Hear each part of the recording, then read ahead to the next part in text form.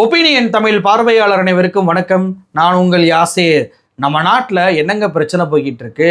100 நாள் வேலை திட்டத்தையே சிதைக்கக்கூடிய வகையில் பெயரை மட்டும் மாற்றினதோடு இல்லாமல் அந்த திட்டத்துடைய முக்கியமான சாராம்சங்களை எல்லாம், மக்களுக்கு ஆதரவான சாராம்சங்களை எல்லாம் நீர்த்து போக செஞ்சு நேற்றைக்கு பார்லிமெண்ட்டில் ஒரு சட்டமாகவே கொண்டு வந்துட்டாங்க. ஏன் நம்ம ஊரில் பார்த்தீங்கன்னா திருப்பரங்குன்றத்தில் தீபத்தை ஏற்றியாச்சு, ஆனாலும் தர்கா பக்கத்தில் இருக்க சர்வேக்களில் தான் தீபத்தை ஏற்றுவோம் அப்படின்னு சொல்லி ஒரு குரூப் மிகப்பெரிய அளவுக்கு கலவரத்தை தூண்ட நினச்சிக்கிட்டு இருக்கிறாங்க. மக்களை மதத்தால் பிரிக்க நினச்சிக்கிட்டு இருக்கிறாங்க. ஒரு அரசியல் கட்சி தலைவர் ஒரு மீட்டிங் நடத்துகிறாருன்னா இதை அட்ரஸ் பண்ணாமல் ஒரு மீட்டிங் நடத்த முடியுமா? முடியாதுல. ஆனால் ஒரு கட்சி தலைவர் அந்த மீட்டிங்கை நடத்தியிருக்கிறார். வேற யாரும் இல்லை, விஜய் தான். நேற்றைக்கு ஈரோட்டில் அரசியல் சார்பாக விஷயங்கள் அவர் பேசுவார்னு பார்த்தா சினிமாவில் தனக்கு போட்டியாக இருக்கக்கூடிய, தன்னுடைய ஜனநாயகன் படத்துக்கு போட்டியாக வரக்கூடிய பராசக்தி படத்திற்கு எதிராக அவர் பேசி இருக்கிறாருங்க. அப்படி அவர் என்ன பேசினார்? அது மட்டுமல்ல, இந்த கூட்டத்தில் எல்லாரும் பேசினாங்க. விஜயுடைய மாவட்ட செயலாளர் கூட பேசினார் புதுசா. ஆனால் சமீபத்தில் சேர்ந்த நாஞ்சில் சம்பத் அவர்கள் இந்த கூட்டத்தில் கலந்து கொள்ளவே இல்லை. புதிய தலைமுறையில் அவர் 1 மணி நேரம் புலம்புனதை பார்க்க முடிஞ்சு. அது என்ன?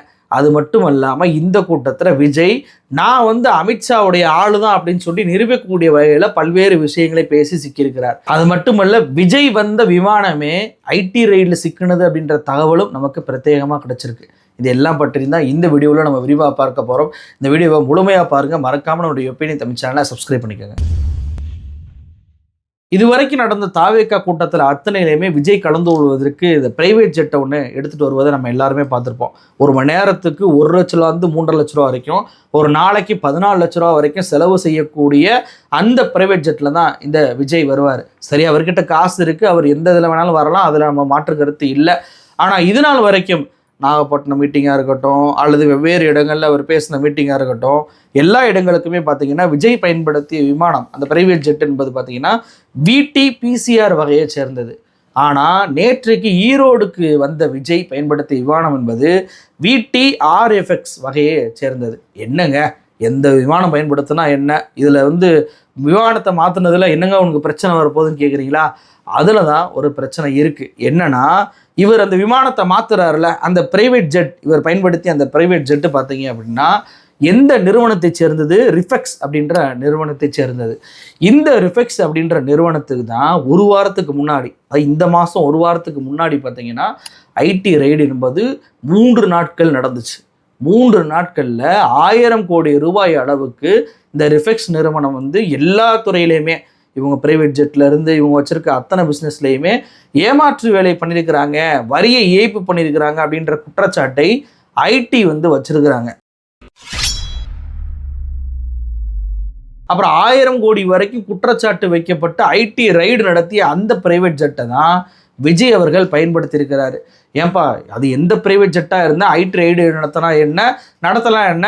இவர் காசு கொடுக்குறாரு, பயணம் பண்ண போகிறாருன்னு சொல்லலாம். அப்போனா விஜய் அவர்கள் இந்த ஊழல், நான் கொள்ளையடிக்கிறது இப்படின்ற விஷயத்தெல்லாம் பேசக்கூடாது. ஏன்னா ஒரு தலைவர் அவர் பயன்படுத்துகிற விஷயத்தை கூட எல்லோருமே கவனிப்பாங்க அப்படின்றது தெரியுமா தெரியாதா? அதுவும் நாம் சொல்லக்கூடிய இந்த குற்றச்சாட்டு என்பது 1 வருஷம் 2 வருஷத்துக்கு முன்னாடி நடந்தால் கூட அது அப்போ நடந்தது அப்படின்னு சொல்லிட்டு போனால், 1 வாரத்திற்கு முன்னாடி நடந்தது, 6 நாட்களுக்கு முன்னால் எல்லா மீடியாக்கள்லையுமே இது செய்தியாக வந்திருக்கிறது. அது இந்த விஜய்க்கு தெரியாதா? அது விமானத்தை மாற்றக்கூடிய ஒரு நபர் விமானத்தை மாற்றும் போது அது எந்த நிறுவனம், அந்த நிறுவனத்தில் நம்ம பயணிப்பதன் மூலமாக பிரச்சனை வருமா வராதா அப்படின்றத யோசிக்கமா இல்லையா? இவன் அதானியுடைய ஜெட் எடுத்துட்டு வருவாரா? மோடி எப்படி அதானியுடைய விமானத்தை பயன்படுத்தி தேர்தல் பிரச்சாரத்தை பண்ணாரோ அதே மாதிரி விஜய் அதானியுடைய விமானத்தை எடுத்துட்டு அது விமர்சனம் ஆகாதா?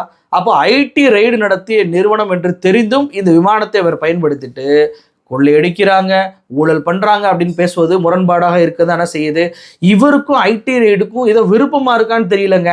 ஏன் இந்த குற்றச்சாட்டு வைக்கிறேன்னா, இவருமே ஐடி ரைடு சந்தித்தவர் தான். அது போக புதுச்சேரியில் போய் இவர் ஒரு பொதுக்கூட்டத்தில் பேசினார்ல, அதுலேயுமே பார்த்தீங்கன்னா சிறுபான்மை மக்களே கொந்தளிச்சு போயிருக்கிறாங்க. ஒருத்தர் ஊழல் புகாரில் ஒரு மினிஸ்டரை நீங்கள் பதவியை பிடுங்கினீங்கன்னா இன்னொருத்தர் அந்த மினிஸ்டர் பதவிக்கு நியமனம் பண்ணி 200 நாளாகி நியமனமே பண்ணாமல் இருக்கிறீங்களே, ஏன் இப்படி பண்ணுறீங்க அப்படின்னு சொல்லி கேட்டார்ல விஜய். அந்த எம்எல்ஏ யாருன்னு நம்ம அந்த வீடியோவிலே அம்பலப்படுத்தி இருந்தோம். ஜான்குமார் அப்படின்ற பிஜேபி எம்எல்ஏ. இவர் காங்கிரஸ் கட்சியில இருந்த எம்எல்ஏ, பாஜகவுக்கு இவர் தாங்கினதே பார்த்தீங்கன்னா ஐடி ரைடு நடத்தினால தான். அப்போவே நம்ம கேட்டோம், ஐடி ரைடு நடத்தி புகாருக்கு உள்ளான அந்த எம்எல்ஏவுக்கு விஜய் எப்படி ஆதரவு கொடுக்குறாருன்னு கேட்டோம். இப்போ பார்த்தீங்கன்னா ஐடி ரைடு நடத்திய அந்த விமானத்திலேயே இவர் பயணம் பண்ணியிருக்கிறார் அப்படின்ற தகவல் தற்போது வெளியாயிருக்கு. இதற்கு விஜய் என்ன பதில் சொல்ல போகிறார் அப்படின்றதான் என்னுடைய கேள்வி. அது மட்டுமல்லங்க, இவர் ஈரோட்டுக்கு வந்து அரசியல் ரீதியான விஷயங்களை பேசுவார்னு பார்த்தோம்னா, தன்னுடைய படம், கடைசி படம் ஜனநாயகன் வருதுல, அந்த படத்துக்கு போட்டியாக வரக்கூடிய சிவகார்த்திகேயன் நடிக்கக்கூடிய இந்த பராசக்தி படத்திற்கு எதிராக இவர் பேசியிருக்கிறாரு. யாருமே அதை நோட் பண்ணியிருக்க மாட்டீங்க. அது எங்க பேசினார் அப்படின்னா, வள்ளுவர் கோட்டத்துக்கு காட்டுற அக்கறைய இங்க மக்கள் வாழ்வாதாரத்துல கொஞ்சம் காட்டலாம்ல, ஏன் காட்ட மாட்டேன்றீங்க? இங்க என்ன கவர்மெண்ட் நடத்துறாங்களா இல்ல கண்காட்சி நடத்துறாங்களா? வள்ளுவர் கோட்டம் அப்படின்னா சங்கிகளுக்கு தான் கோபம் வரணும். அவங்கள்ட்ட தான் வந்துட்டு எரிதடி மாலா ஃபேனை 16ல வை அப்படின்னு சொல்லக்கூடிய இடம் தான் இந்த வள்ளுவர் கோட்டம். ஆனா சம்பந்தமே இல்லாம விஜய்க்கு கோபம் வருதுங்க. ஏன் இந்த விஜய் கோபம் வருது? அதுவும் இந்த வள்ளுவர் கோட்டத்தை சொல்லும் போதே கவர்மெண்ட் நடத்துறீங்களா கண்காட்சி நடத்துறீங்களா அப்படின்ற வார்த்தை கேட்கிறாரு. அப்போதான் எனக்கு இன்னும் சந்தேகம் வந்து தேடி போய் பார்த்தா, அந்த வள்ளுவர் கோட்டத்துல அன்னைக்கு தான் விஜய் பேசுறாருல, மதியம் பேசுறாரு, அன்று சாயந்தரம் தான் பார்த்தீங்கன்னா சிவகார்த்திகேயன் நடித்த பராசக்தி படத்துடைய கண்காட்சி என்பது அந்த வள்ளுவர் கோட்டத்தில் நடக்குதுங்க. வேர்ல்ட் ஆஃப் பராசக்தி அப்படின்ற பேரில் இந்தி திணிப்புக்கு எதிராக அந்த போராட்டத்தை நடத்தினாங்கல்ல மாணவர்கள், அந்த கதை கருவை வச்சு எடுக்கப்பட்ட அந்த பராசக்தி படத்துடைய கண்காட்சி, அந்த காலத்தில் இருந்த ட்ரெயின், அந்த காலத்தில் இருந்த மாட்டு வண்டி, அந்த காலத்தில் எப்படி இந்தி திணிப்புக்கு எதிராக மாணவர்கள் போராடினாங்க உள்ளிட்ட போஸ்டர் டிசைன்லேருந்து கண்காட்சியாகவே வள்ளுவர் கோட்டத்தில் வச்சிருக்கிறாங்க. அது பொறுக்க முடியாம தான், எப்படி என்னுடைய படம் நான் மலேசியாவுக்கு போய் ப்ரொமோஷன் பண்ணுறேன், இவங்க பாருங்க வள்ளுவர் கோட்டத்தில் கண்காட்சி மாதிரி வச்சு என் படத்துக்கு போட்டியா ப்ரொமோஷன் பண்ணுறாங்கன்ற வைத்தறிச்சல்ல இவர் வந்துட்டு பேசுகிறாருங்க. கவர்மெண்ட் நடத்துறீங்களா கண்காட்சி நடத்துறீங்களா? வள்ளுவர் கோட்டத்தை சம்பந்தம் இல்லாமல் இழுக்கும் போதே நம்மளுக்கு சந்தேகம் வந்தது. அதை போய் தேடி பார்த்தா சிவகார்த்திகேயன் மேலே உள்ள வெறுப்பும் பராசக்தி மேலே இருக்கக்கூடிய வெறுப்பும் தான் இவருடைய பிஸ்னஸை பாதிச்சிரும்னு. ஏன்னா இந்த படத்தை தயாரிப்பதே பார்த்தீங்கன்னா இவருடைய மேனேஜராக இருந்தவர் தான் தயாரிக்கிறாரு. அப்போ தன்னுடைய மேனேஜர் இவருக்கு எப்படி காசு, இவர் கொடுத்த காசாக தான் இருக்கும், தன்னுடைய காசு தன்னுடைய பிஸ்னஸ் போயிருமே அப்படின்ற அந்த வைத்திருச்சல் தான் அரசியல் பொதுக்கூட்ட மேடைக்கு வந்து அரசியலை பேசாம இவர் வந்து பராசக்தி படத்தை பற்றி பேசியிருக்கிறாருங்க. எவ்வளவு பெரிய கொடுமை பாருங்க. இந்த கூட்டத்தில் இன்னொரு மிக முக்கியமான ஹைலைட்டு நான் கவனிச்சது, யாருமே அதை பற்றி பேசாமல் விட்டது என்ன அப்படின்னா நாஞ்சில் சம்பத் தான். நாஞ்சில் சம்பத் சமீபத்தில் தான் தாவேக்காவில் போய் இணைஞ்சார். இவர் ஊரறிஞ்ச பேச்சாளர், இவர் வந்து சூப்பராக பேசுவார் அப்படின்றது நம்ம எல்லோருக்குமே தெரிந்த ஒரு விஷயம் தானே. அப்போ இவர் இணைந்த பிறகு விஜய் வந்து பேசக்கூடிய முதல் பொதுக்கூட்டம் தான் இந்த ஈரோடு பொதுக்கூட்டம். இந்த கூட்டத்தில் ஆதவ் அர்ஜுனா பேசுகிறாரு, சிடி நிர்மல்குமார் பேசுகிறாரு, அருண்ராஜ் ஐஆர்எஸ் பேசுகிறாரு, செங்கோட்டையன் பேசினாரு, புஷி ஆனந்த் பேசினாரு. இத்தனைக்கும் மாவட்ட செயலாளர்களை பேசவே விட மாட்டாங்க. இந்த கூட்டத்தில் செங்கோட்டையன் இருந்தனால அந்த திராவிட கலாச்சார அடிப்படையில் மாவட்ட செயலாளருக்கு வாய்ப்பு கொடுத்து பேச வச்சாருன்னு வச்சுக்கோங்களேன். ஆனால் நாஞ்சில் சம்பத் ஏன் பேசவே இல்லை? நாஞ்சில் சம்பத் அந்த கூட்டத்துக்கு கூட வரலையே. ஒரு பார்வையாளராக அட்லீஸ்ட் விஜயோடைய கேரவனில் வந்து அவரை வரவேற்கக்கூடிய இடத்துல கூட நாஞ்சில் சம்பத் இல்லைங்க. 1 மணி நேரமாக பார்த்தீங்கன்னா புதிய தலைமுறை டிவியில் வந்துட்டு இந்த நிகழ்ச்சியை பற்றி சிலாகித்து பேசிக்கிட்டு இருக்கிறாரு நாஞ்சில் சம்பத். ஏன் அவர் அந்த பொதுக்கூட்டத்துக்கு கூப்பிடல அப்படின்றதுக்கு பதிலே இல்லை. நாம சென்ற வீடியோலேயே சொல்லியிருந்தோம், அதாவது நாஞ்சில் சம்பத் கலந்து கொண்ட முதல் மீட்டிங், அதில் தொண்டர்களை சீண்டினாரு, தொண்டர்களை பார்த்துட்டு வாயை புத்துறாண்டாரு. இப்படிலாம் சொன்னால் வைப் பண்ணுற அந்த பசங்களுக்கு பிடிக்காது, இவர் வந்துட்டு அந்த வைப் பண்ணுற பசங்களுக்கு ஏற்றாப்புல மாறிக்கிறணும்னு சொன்னோம். ஆனால் இன்னைக்கு நம்ம சொன்னதை போலவே பார்த்தீங்கன்னா விஜயுடைய கூட்டத்துக்கு நாஞ்சில் சம்பத்தை புறக்கணிச்சிருக்கிறாங்க. இவரை புறக்கணிச்சதற்கு எந்த காரணமாக இருந்தாலுமே புறக்கணிப்புனால தானே இவர் தாவைக்கால போய் இணைஞ்சாரு. எனக்கு வந்துட்டு உதயநிதி மீட்டிங் கூப்பிட்டாங்க, எனக்கு வந்து திமுக மீட்டிங்கு புக் பண்ணியிருந்தாங்க, எல்லாத்தையும் கேன்சல் பண்ணிட்டாங்க, அதனால என்னை புறக்கணிக்கிறாங்க, அதனால தான் நான் கட்சி போய் மாறினேன் அப்படின்னு சொல்லி இவரே பேட்டியில் வந்து பேசியிருக்கிறாரா இல்லையா? அப்போது நாஞ்சில் சம்பத் அவர்கள் புறக்கணிக்கப்பட்டதுனால தான் தாவைக்கால போய் இணைஞ்சாரு. அப்போ தாவேக்காலே புறக்கணிப்பு நடக்குது அப்படின்னா திருப்பி அங்கேருந்து வேறு கட்சிக்கு மாறிடுவாரா? ஏன்னா இது ஈரோடு கூட்டம், ஈரோடு ஆட்களை மட்டும் பேசுகிறாங்கன்னா கடந்து போயிடலாம். ஆனால் எல்லாருமே பேசியிருக்கிறாங்க, ஆனால் நாஞ்சில் சம்பத் மட்டும் இல்லை அப்படின்றப்போ அதற்குரிய காரணத்தை நாஞ்சில் சம்பத்தும் சொல்லலை, விஜயுடைய தலைமை நிர்வாகமும் சொல்லவே இல்லை. அதுவும் செங்கோட்டை நடத்த நிகழ்ச்சிக்கு ராஜ்மோகன்லாம் பேசும்போது நாஞ்சில் சம்பகத்தை எந்த வகையில குறைஞ்சு போனாரு அப்படின்ற கேள்விதான் எனக்குள்ள எழுது. அப்போ விஜயுடைய நிர்வாகம் எப்படி இருக்கு பாருங்க. இவர் கலந்து கொண்டார்ல, இவ்வளவு செலவு பண்ணியிருப்பாரு செங்கோட்டையன், கண்டிப்பா அந்த செலவுக்கு பண்றாங்க அப்படின்னா அந்த மாவட்ட செயலரை பாராட்டுவாங்க. சிறப்பான ஏற்பாடு பண்ணியிருக்கிறீங்க, மாவட்ட நிர்வாகத்திற்கு என்னுடைய நன்றியை சொல்லிக்கிறேன், உங்களுக்கு நான் பாராட்டுகளை தெரிவிச்சுக்கிறேன் அப்படின்னு சொல்லிட்டு பேரை குறிப்பிட்டு பாராட்டுவாங்க தலைவர்கள். இதுதான் காலங்காலமாக மேடைகள்ல நடக்கக்கூடிய விஷயம். ஆனா இங்க பாருங்க, செங்கோட்டையனை பத்தி ஒரே ஒரு இடத்துல மட்டும்தாங்க சொல்றாரு, செங்கோட்டையன் நம்மிடம் இணைந்தது மிகப்பெரிய பலம், இவரை போலவே பலர் வருவாங்க, இவ்வளவுதாங்க. என்ன ஈரோடு எவ்வளவு பேர் உழைச்சிருப்பாங்க, அந்த மாவட்ட செயலர்லேருந்து போலீஸ் அனுமதியிலேருந்து வாங்கினதுலேருந்து அந்த ஒவ்வொரு விஷயத்தையுமே அந்த மீட்டிங் நடக்குவதற்கு அவ்வளவு உழைப்புகளை இரவு பகலாக கொடுத்த அந்த மாவட்ட செயலருக்கு தான் சொல்லியிருக்கலாம்ல, புதிதாக இந்த செங்கோட்டையனுக்கு போய் ஏதாவது பேசியிருக்கலாம்ல, சத்யபாமா எம்பி முன்னாள் எம்பி அவரை பற்றி பேசியிருக்கலாம்ல, எதுவுமே இல்லைங்க. தன்னுடைய தொண்டர்களுக்கு எப்பா தொண்டர் படை வந்து சிறப்பாக கையாண்டீங்க, நல்லா பண்ணீங்க, உங்களுக்கு நன்றி, அதாவது சொன்னாரா? அதுவும் இல்லை, எதுவுமே இல்லை. பேசுறதுக்கு டைம் இருக்கு, 1 மணி வரையும் டைம் இருந்தோம், 12:30 முடிச்சுட்டு விறுவிறுன்னு கிளம்புறாருங்க. ஒரு நிர்வாகிகள் சந்திப்பு எதுவுமே இல்லாத நிலைமை தான் விஜய் விஷயத்துல நடப்பதை பார்க்க முடியுது. அப்போ நாஞ்சில் சம்பத் ஒரு பக்கம் புறக்கணிக்கப்படுகிறார், இன்னொரு பக்கம் செங்கோட்டையன் அவமானப்படுத்தப்படுகிறார். இதுதான் விஜய். இது எல்லாத்தையும் விட ஒரு கொடுமையான விஷயம் என்னன்னா, இவர் சொல்றாரு மக்களுக்கு ஏதாவது ஒரு பிரச்சனை அப்படின்னா நான் வந்து நிற்பேன், கடைசி வரைக்கும் நிற்பேன். எப்படி? கரூர்ல இருந்து சென்னைக்கு இவருடைய ரசிகர்கள் இறந்துகிட்டு இருக்கான், கீழே பார்க்குறாரு, தண்ணி பாட்டில் எடுத்து போடுறாரு, கரூர்லேருந்து உடனடியாக இமிடியேட்டா திருச்சிக்கு ஓடுறாரு, திருச்சியில் வந்து 30 பேர் இறந்து போயிட்டாங்கன்னு சொல்கிறாங்க, அதை கேட்டுக்கிட்டே விமானத்துக்கு மேலே ஏறுறாரு, சென்னைக்கு போகிறாரு, வீட்டில் போய் பதுங்கிக்கிட்டாரு. இவர் வந்து கடைசி வரைக்கும் நிற்பேன் அப்படின்றாரு. அது எதற்கு இவர் சொல்கிறாரு? இலவச திட்டங்களுக்கு நான் எதிரானவன் இல்லை, ஆனால் ஓசின்னு சொல்லி கொச்சப்படுத்துறீங்களா, இப்படிலாம் சொன்னீங்கன்னா நான் வந்துட்டு பார்த்துக்கிட்டு சும்மா இருக்க மாட்டேன், கேட்கறதுக்கு ஆளுன்னு நினைக்கிறீங்களா, அந்த விஜய் இருக்கான் அப்படின்றாரு. ஏங்க, இவர் நடித்த சர்க்கார் படத்தில் இலவச பொருட்களை வந்துட்டு தீயில போட்டு எரிப்பாங்க, அப்போவே அதில் எனக்கு உடன்பாடு இல்லைங்க, அது ஒரு காட்சி தாங்க, அது இயக்குனருடைய சிந்தனைங்க அப்படின்னு சொல்லிட்டு தான் அறிக்கை விட்டாரா? இல்லை. இவர் அறிக்கை விடாதனால என்னாச்சு, 2018ஆம் ஆண்டு மட்டும் இருக்கக்கூடிய வீட்டில் இருக்கக்கூடிய இலவச மிக்சி, இலவச ஃபேனு, இலவச டிவி, அரசு கொடுத்த லேப்டாப்பு, அரசு கொடுத்த சைக்கிளு, எல்லாத்தையும் தீ வச்சு எரிச்சான் இந்த விஜய் ரசிகர்கள் நிகழ்கான. அவன் வந்துட்டு அன்னைக்கு தன்னுடைய தலைவன் செஞ்சுட்டான் படத்தில் அப்படின்றக்காக ஒட்டுமொத்த வீட்டில் இருக்கக்கூடிய பொருள்லாம் எடுத்து உடைச்சு அதுக்கு தீ வச்சு கொளுத்தினான். அன்னைக்கு வீட்டில் அவனுக்கு செருப்படி விழுந்திருக்கும், அது வேற விஷயம்னு வச்சுக்கோங்களேன். ஆனால் இப்படி செஞ்சான்ல, இப்போ ஒரு ஓசின்னு சொல்லி குறை சொல்றீங்க அப்படின்னு சொல்றாருல, அப்படி பேசின பொன்முடி அவர்களை முதலமைச்சர் கண்டிச்சாரா இல்லையா? எப்போ பாரு மீடியாவில் ஏதாவது பேசிட்டு போகிறீங்க, எனக்கு தான் பிரச்சனை வருது, எனக்கு தூக்கமே இல்லாமல் போயிருச்சு உங்களால் அப்படின்னு சொல்லி பொன்முடி அவர்களை கண்டிச்சாரா இல்லையா?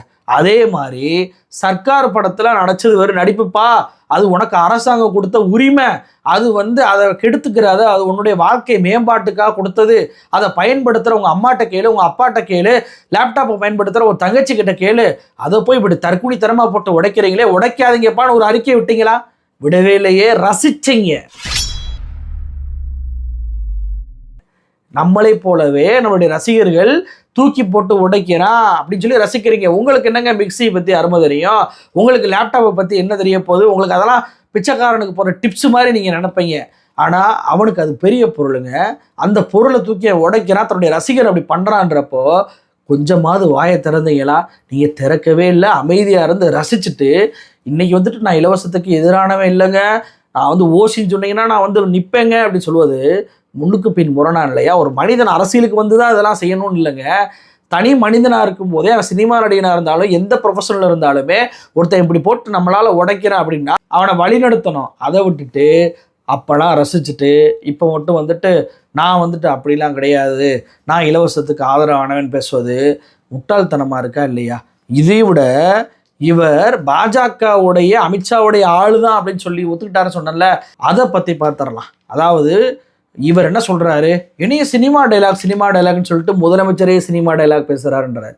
அது என்ன சொல்கிறாருன்னா, எங்கள் கேரக்டரையே புரிஞ்சுக்கிற மாட்டீங்கன்னு. முதலமைச்சர் என்ன அவரை வச்சு அவர் சினிமா டைலாக் பேசினார்? அவங்கள மாதிரி தமிழ்நாட்டு மக்களை மையப்படுத்தி பேசினார். அந்த வீடியோ பார்த்தீங்களா இல்லையா? போட்டு காட்டுறேன் பாருங்க.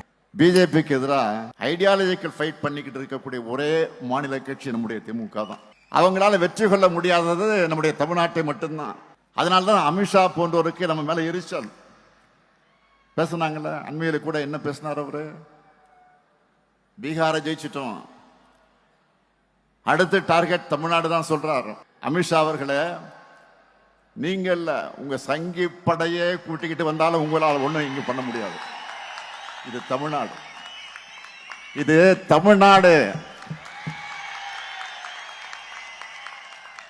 எங்களுடைய கேரக்டரையே புரிஞ்சிக்க மாட்டீங்களா?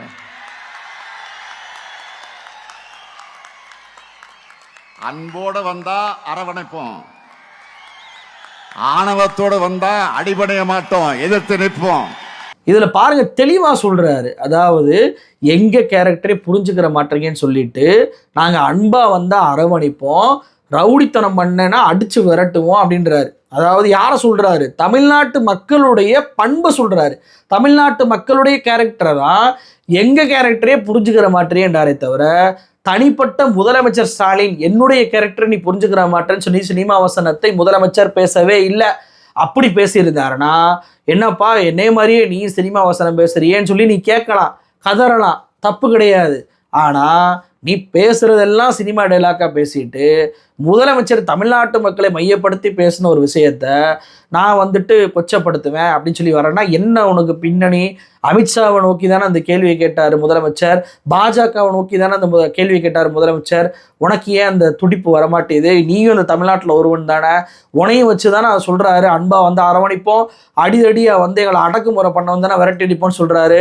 ஏன் அந்த எண்ணம் உனக்கு இல்லாமல் அண்ணாமலை மாதிரி, தமிழிசை மாதிரி, நயினார் நாகேந்திரன் மாதிரி குஜராத்தி வந்து பல்லக்கில் தூக்குற வேலையை ஏன் பார்க்குறீங்க?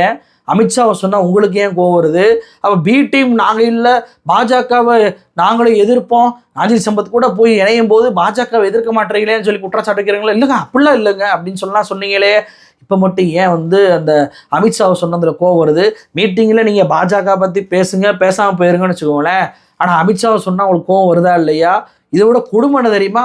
இவர் அமித்ஷாவை காப்பாத்துறாருங்க. பாஜக மோடியை எப்படி காப்பாத்துறாருன்னா, இவர் ஈரோடு பொதுக்கூட்டத்தில் என்ன சொல்றாரு? தமிழ்நாட்டில் பீக் அவர் சார்ஜஸ் சொல்லி கொண்டு வந்துட்டாங்களாம், இதனால சிறு குறு தொழில்கள் எல்லாம் பாதிக்கப்படுதான். இதை கொண்டு வந்தது யாருங்க? இந்த சட்டத்தை 2023ஆம் ஆண்டு ஒன்றிய பாஜக அரசு தான் இந்த சட்டத்தை திருத்தத்தையே பார்லிமெண்ட்ல கொண்டு வந்து நிறைவேற்றுறாங்க. எல்லா மாநிலத்திலையுமே பீக் அவர் சார்ஜஸ் சொல்லிட்டு வசூல் பண்ணுங்க அப்படின்னு சொல்லி கொண்டு வர்றாங்க. அப்ப சட்டம் கொண்டு வந்தது யாரு? ஒன்றிய பாஜக அரசு. தமிழ்நாட்டில் அதை இம்ப்ளிமெண்ட் பண்ணிட்டாங்களா? இல்லைங்க. தமிழ்நாட்டில் ஸ்மார்ட் மீட்டரை எல்லாத்துக்கும் பொருத்திக்கிட்டு இருக்கோம். ஸ்மார்ட் மீட்டர் பொருத்துவது முடியும் வரை தமிழ்நாட்டில் பீக் அவர் சார்ஜஸை நாங்கள் வசூலிக்க போவதில்லை அப்படின்னு சொல்லி தமிழ்நாட்டுடைய மின்சார வாரியம் அறிவிச்சிட்டாங்க. யாருக்குமே பீக் அவர் சார்ஜஸ் என்பது வசூலிக்கப்படலை. 1-2 பேருக்கு வேணா வசூலிக்கப்பட்டிருக்கலாம். அப்ப உண்மை இப்படி இருக்கும்போது இங்கே பீக் அவர் சார்ஜஸ் வசூல் பண்றாங்க, அதனால எம்எஸ்எம்இ பாதிக்கப்படுறாங்க அப்படி சொல்வது பச்சை பொய்யா இருக்கா இல்லையா? அப்படி பாதிக்கப்பட்டாலுமே அதை யாரை நம்ம குற்றம் சொல்லணும்? ஒன்றிய பாஜக அரசு தான் குற்றம் சொல்லணும். அவங்க தானே கொண்டு வந்தாங்க. ஆனா சட்டம் கொண்டு வந்த மோடி, அமித்ஷா எல்லாத்தையும் காப்பாத்துறாரு. அதை இம்ப்ளிமெண்ட் பண்ண மாட்டேன் அப்படின்னு சொல்லிட்டு அதை ஒரு காரணத்தை வச்சு அதை தடுத்து நிறுத்திருக்கக்கூடிய முதலமைச்சர் ஸ்டாலினை பார்த்து குறை சொல்றாருங்க. இது வரைக்கும் திமுக எவ்வளவு தூரம் ஆட்சி செஞ்சிருக்கிறாங்க, அப்போல்லாம் பீக் அவர் சார்ஜஸ்ன்னு வரலையே, இப்போ மட்டும் ஏன் வருது? அது 2023க்கு பின்பு ஏன் வருது அப்படின்னா, ஒன்றிய பாஜக அரசு மாற்றினதுனால தான். சில பேர் கேட்கலாம், என்னங்க ஒன்றிய பாஜக அரசு மாற்ற சொன்னா நீங்க ஏங்க மாத்துறீங்க? அப்போ 2 பேரும் கூட்டானு உதய் மின் திட்டம் அப்படின்ற திட்டத்தில் இந்த ஓபிஎஸ் இபிஎஸ் இருக்க ஆட்சியில் போயிட்டு பாஜகவுக்கு தமிழ்நாட்டை அடகு வச்சாங்க தெரியுமா? அப்போ போய் கையெழுத்து போட்டாங்க. உதய் மின் திட்டத்தில் தங்கமணி போய் கையெழுத்து போட்டார். அதாவது இனிமே இந்த மின்சார கொள்கையில் வகுக்கக்கூடிய பவர் என்பது மாநிலத்திலிருந்து ஒன்றியத்துக்கு போயிடுது. ஒன்றியம் வந்து என்ன சொல்லுதோ அதன்படி தான் கையெழுத்து போடலாம். சொத்து வரி இன்னைக்கு ஏறிக்கிட்டே போகுது, இன்னைக்கு வந்துட்டு குடிநீர் வரி ஏறிக்கிட்டே போகுது, இன்னைக்கு வந்துட்டு மின்சார பில்லு வந்து ஏற்றிக்கிட்டே போகிறாங்கன்னா அதற்கு காரணம் இங்கே இருக்கக்கூடிய ஓபிஎஸும் இபிஎஸும் போய் டெல்லியில் போய் கையெழுத்து போட்டு வந்தனால தான். ஒன்றிய அரசை எதிர்க்காமல் ஒன்றிய அரசுக்கு கொண்டு வந்த அந்த நிபந்தனைக்கு ஆதரவு கொடுத்தனால தான் இன்னைக்கு அந்த கையெழுத்துனாலேயே வேற வழி இல்லாமையே இது எல்லாம் நாம் அமல்படுத்த வேண்டியதாக இருக்குது. அப்போ இந்த கோரிக்கையை யார்கிட்ட போய் நீங்கள் வைக்கணும்? கண்டனமோ கோரிக்கையோ ஒன்றிய பாஜக அரசை பார்த்துட்டு என்னப்பா விக்சிக் பாரத்னா சொல்லிக்கிட்டு இருக்கியே, உனக்கு நாக்கு கூசலையா, உனக்கு வந்துட்டு வெக்கமா இல்லையா மோடி அப்படின்னு சொல்லி விஜய் கேட்டிருக்கணுமா இல்லையா? ஆனால் மோடி பண்ண தப்புக்கு, அமித்ஷா பண்ண தப்புக்கு ஸ்டாலினை குறை சொல்வது எங்க நியாயம்? அப்போ எப்படிப்பட்ட பேச்சு அவர் பேசுகிறாரு பாருங்க. இவர் பேசுனதெல்லாம் எல்லாமே பொய் தான், பட்டியல் போட்டு என்னால் சொல்ல முடியும். சென்ற நேர்காணலில் நம்ம விளக்கமாக கொடுத்ததுனால நம்ம இந்த விஷயத்தை மட்டும் குறிப்பிட்டு பேசிக்கிட்டு இருக்கோம். அப்போ வந்த விமானம் ஐடி ரைடு சிக்கின விமானம், நாஞ்சில் சம்பத்துக்கு ஒன்றையும் காணாம். சினிமாத்தனமாக பராசக்தி படத்தை எதிர்க்கிறீங்க, முதலமைச்சர் ஸ்டாலினுக்கு எதிராக அமித்ஷாவுக்கு ஆதரவாக களமாடுறீங்க. உங்களை என்னன்னு சொல்லி கூப்பிடுறது அப்படின்றது தான் எனக்கு தெரியலை. நேயர்களே அந்த முடிவெடுக்கட்டும். நன்றி.